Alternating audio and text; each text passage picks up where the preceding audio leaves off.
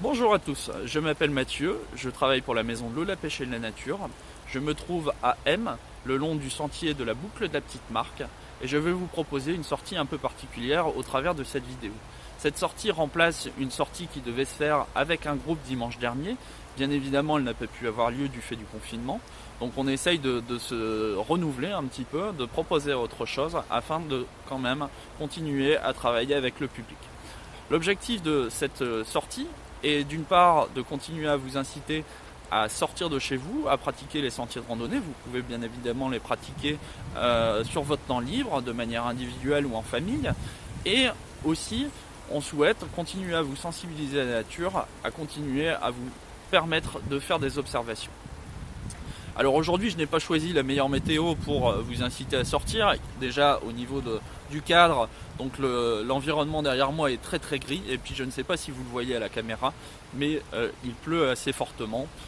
Donc les conditions sont plutôt désagréables pour moi. J'espère que sur votre temps libre, vous aurez le choix de choisir des meilleures conditions. Bonne randonnée à tous, j'espère que les informations que je vais vous donner vont vous intéresser. Et surtout, sortez de chez vous, profitez. Alors aujourd'hui, j'ai choisi de vous présenter 5 espèces locales d'arbustes à baies. On les trouve en nombre le long du sentier et présentent de nombreux intérêts. Alors premièrement, comme toutes les plantes, ces arbustes réalisent la photosynthèse.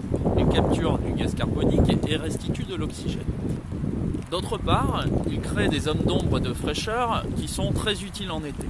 Enfin, troisième argument, ils présentent de nombreux intérêts pour la biodiversité, car c'est notamment des sources de nourriture et des zones de refuge et de nidification pour de nombreux animaux. Alors, première espèce d'arbuste local que l'on peut rencontrer sur le sentier de la boucle de la Petite Marque, il s'agit de cet arbuste-là. Alors je ne sais pas si vous le voyez bien à l'écran, mais cet arbuste donc possède de nombreuses baies rouges disposées en grappes. C'est le seul moyen en ce moment qu'on a de le reconnaître. Il n'y a pas de feuilles, il n'y a pas de fleurs. Alors moi j'ai ajouté un petit moyen, c'est cette petite balise là. En fait, en dessous de chaque espèce que je vais vous présenter aujourd'hui, il y aura une petite balise numérotée. Donc pour que ça soit plus facile, donc l'aubépine, vous pouvez l'associer au numéro 1. Elle présente la balise numéro 1, vous pouvez venir l'observer. Alors prenez un petit peu de recul de temps en temps quand vous venez observer ces arbustes, n'y allez pas directement. Il y a souvent de nombreux petits oiseaux qui y sont cachés. Juste là en dessous, avant que je m'approche, il y avait un troglodyte mignon. Donc c'est une espèce qui se réfugie ici dans cet arbre.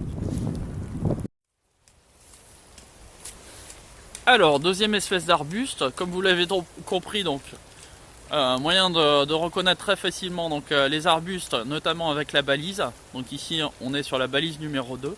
Et juste derrière, donc, il y a un troène commun. Donc il y a une espèce très commune que vous connaissez peut-être parce que vous l'avez installée dans votre jardin. Donc, on les plante souvent dans les jardins de particuliers.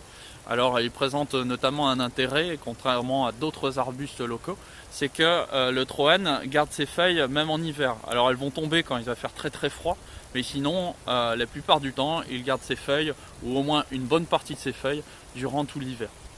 Alors en hiver aussi, le moyen de le distinguer, je vais rapprocher un petit peu la caméra, c'est donc ces grappes de baies noires qui sont donc caractéristiques de l'espèce. Donc ces baies noires à l'origine, c'était des fleurs, hein, bien évidemment. Et en fait, on connaît aussi le troène au printemps pour ces grappes de fleurs blanches qui sont très odorantes et qui attirent de nombreux insectes. Alors le troène est plutôt intéressant au printemps pour les insectes notamment, un petit peu moins en hiver pour ces baies parce que ces baies sont assez peu consommées, notamment par les oiseaux.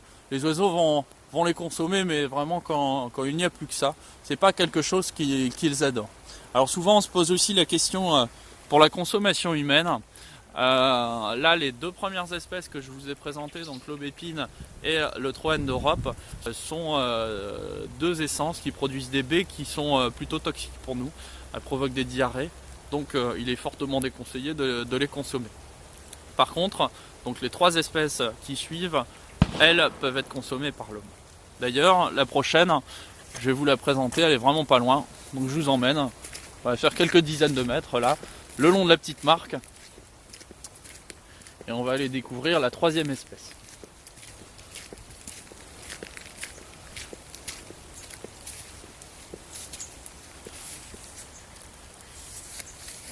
Alors, j'essaye de cadrer correctement. Voilà. Alors non, ça n'est pas bien. Alors, troisième espèce, balise numéro 3, très simple. Alors, je n'ai pas trouvé d'autres individus plus faciles d'accès le long du sentier de la petite marque. Effectivement, donc le seul individu vraiment caractéristique que j'ai trouvé, il se situe de l'autre côté de la marque. Donc on le voit très bien. Alors je ne sais pas si ça se voit bien à la caméra, mais si vous venez le voir directement sur le terrain, vous pourrez mieux l'apprécier. Donc il s'agit du sorbier des oiseleurs, et en fait sa caractéristique en ce moment, c'est d'avoir des baies oranges qui sont disposées un peu comme l'aubépine en grappe. Et du coup, le sorbier des oiseleurs attire en hiver de nombreux oiseaux qui consomment ces baies. Alors comme j'ai dit précédemment, donc il s'agit aussi d'une espèce qui peut être consommée par l'homme. Ces fruits qu'on appelle les sorbes permettent notamment de faire des confitures par exemple. Alors je ne suis vraiment pas un spécialiste du domaine, mais si vous êtes intéressé, n'hésitez pas à commenter, à nous solliciter pour faire une sortie sur la consommation des baies et d'autres plantes qu'on peut trouver le long de ce sentier. Allez, on y va, espèce suivante. Alors nous voilà arrivés donc à la quatrième balise, juste derrière la quatrième espèce d'arbuste local. Donc là il s'agit du rosier sauvage, aussi appelé l'églantier. Le rosier sauvage de la famille des rosiers que vous connaissez fait de très belles fleurs roses du coup au printemps. Ça attire de nombreux insectes et ces roses vont se transformer en un fruit donc rouge. Alors je vais en cueillir un. Alors comme l'aubépine, il n'y a plus de feuilles sur l'arbre, donc on peut distinguer l'églantier juste avec ses baies rouges. Alors pour pas se tromper, notamment on peut regarder la disposition des baies dans l'arbre. Je vous avais dit tout à l'heure que l'aubépine avait des fruits qui étaient disposés en grappe. L'églantier, ça n'est pas le cas. Et puis après, quand on compare la taille des fruits, alors là c'est peut-être pas bien visible à la caméra, mais le fruit de l'églantier est quand même plus gros. On dirait une espèce de petite tomate cerise. Alors quand on l'ouvre, l'églantier, alors celui-ci il est pas mûr, il n'est pas évident. On trouve en fait plein de petites graines à l'intérieur. Qui vont pouvoir soit tomber au sol si elles ne sont pas consommées, ou alors si elles sont consommées par exemple par des oiseaux, elles vont pouvoir être dispersées et du coup l'espèce va pouvoir se propager grâce à ça ailleurs. Que dire d'autre? Donc très apprécié par les oiseaux, et aussi c'est très bon pour la consommation humaine, on peut en faire des confitures. Alors la seule contrainte, c'est qu'il faut pas mal tamiser pour enlever les grains et obtenir une confiture assez lisse. Voilà. Alors nous voici arrivés devant la cinquième et dernière espèce, ou toujours la petite balise présentant le numéro 5. Alors bon, les contrastes sont vraiment pas très bons parce que la météo est vraiment mauvaise. Vous voyez, mes cheveux sont de plus en plus mouillés, je suis bientôt trempé. Alors la dernière espèce, c'est le prunelier. Donc le prunelier, c'est une espèce d'arbuste sauvage épineuse. Alors faites attention quand vous aventurez dans les pruneliers, vraiment il y a de nombreuses épines. Et ce prunelier produit un fruit, une petite prune.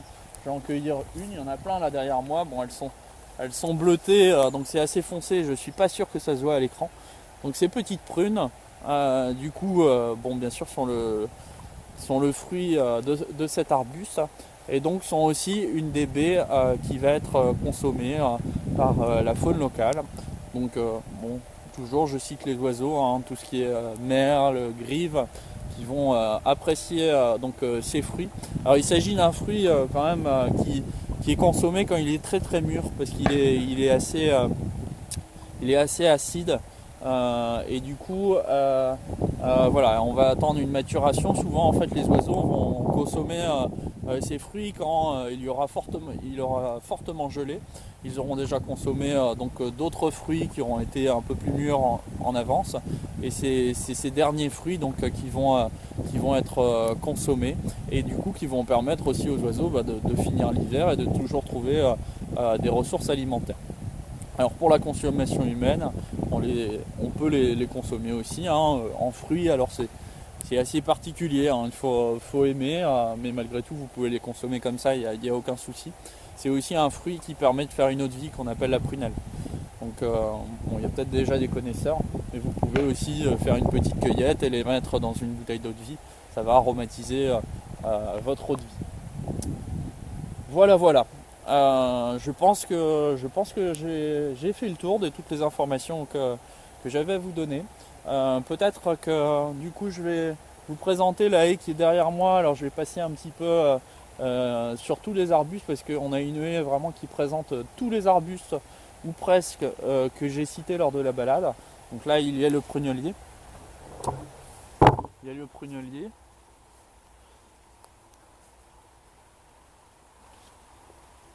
Juste ici, vous redécouvrez l'aubépine, du coup avec ses baies rouges.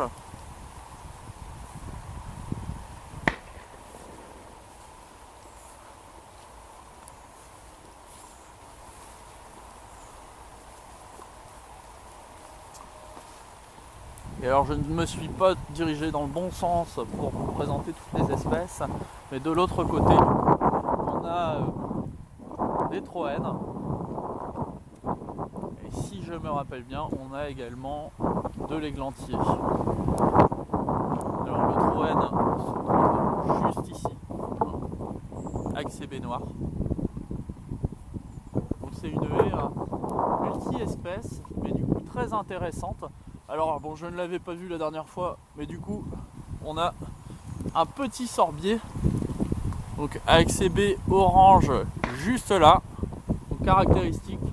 Bon, il n'y en a pas beaucoup. Et puis enfin